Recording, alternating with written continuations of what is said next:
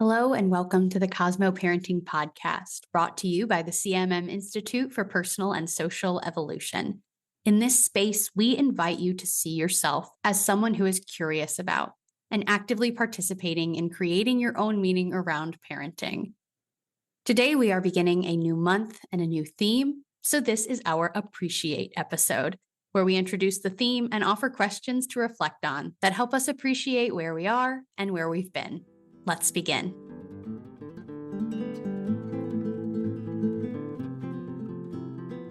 This month, this last month of Cosmo Parenting is about change.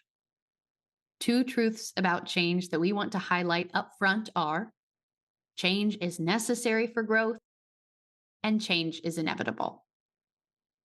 Change is perhaps the greatest constant in parenting. The age your child is right now will change.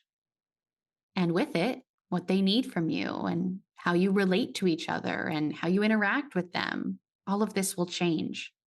You as an individual will change. Your perspectives will continue to shift and your relationships will change. The stories you tell to and about yourself will change. So if you can accept change as being inevitable, then I believe you can stop wasting energy trying to fight that truth and instead find joy and love and connection at every changing step of the way. Knowing that it will change, but trusting that you can create that joy, love, and connection wherever you go. And as we reflect back on this year, that's what Cosmo Parenting is about. You will notice that we haven't ever said, do this one thing and you'll be a good parent forever, because it just doesn't work that way. Instead, what we really tried to do, and I hope we were successful in, is we tried to offer tools and perspectives and new language and ways of thinking about your parenting that you can keep with you in times of change and uncertainty. This is kind of our way of trying to help you create order in chaos, in the chaos of change. And we hope we can help you do that improvising confidently onto unexpected or new or changing situations. If we want to grow and learn and be better, then we absolutely have to embrace change. The question of Cosmo Parenting has been, what does it mean to parent for you? And I imagine that over the course of this year, what it means to parent has changed for you, and it will likely continue to change.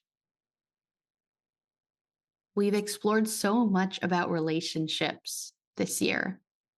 The relationship you have to your child, but also the relationships we have to ideas like change, like perspectives, like stories, like conflict.